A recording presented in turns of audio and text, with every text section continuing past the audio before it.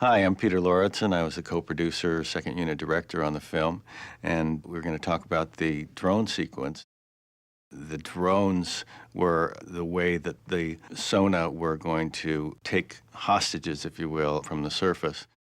They're basically computer-controlled drones that fly down and shoot these little tags that will allow the Sona to beam the people to their ships. The drone itself, again, was a John Eaves design that VIFX built both a practical model of for set use and a CG model to do the flying around. My name is Patrick Denver. I'm the model shop foreman for Blue Sky VIFX, and we do model work and some of the props for the show. This is one of our drones. It's ejected from the spacecraft. This was designed by John Eaves. We worked off drawings and blueprints to manufacture this. It's completely scratch built. So it was a process of about 4 to 6 weeks from paper to the finished product here today. This is the physical kind that we're using here on set, also be complemented by CGs and computer animated ones also.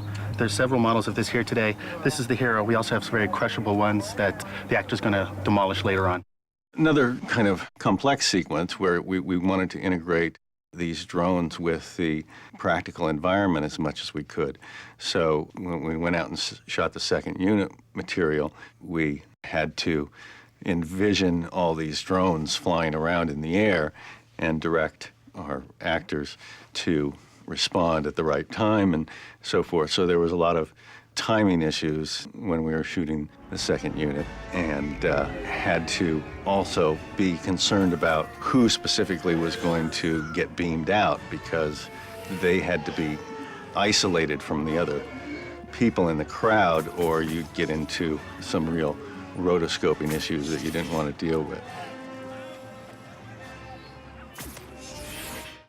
In order to integrate those drones into our environment, we went out and shot practical pyro elements on that location, where we would just have pyro boxes on stanchions that would explode on cue, so that when one of our people fired at them, it would feel like when they exploded, they were in that environment.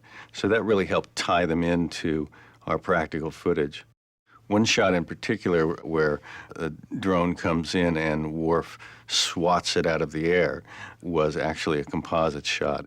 It's integrated so well that it looks like it might have been a practical shot. So the first element was we told Michael Dorn where that drone was going to be, so he would swing in the right place. The camera would pan off of the air onto Worf and he would swing. Then we stepped him out of the scene.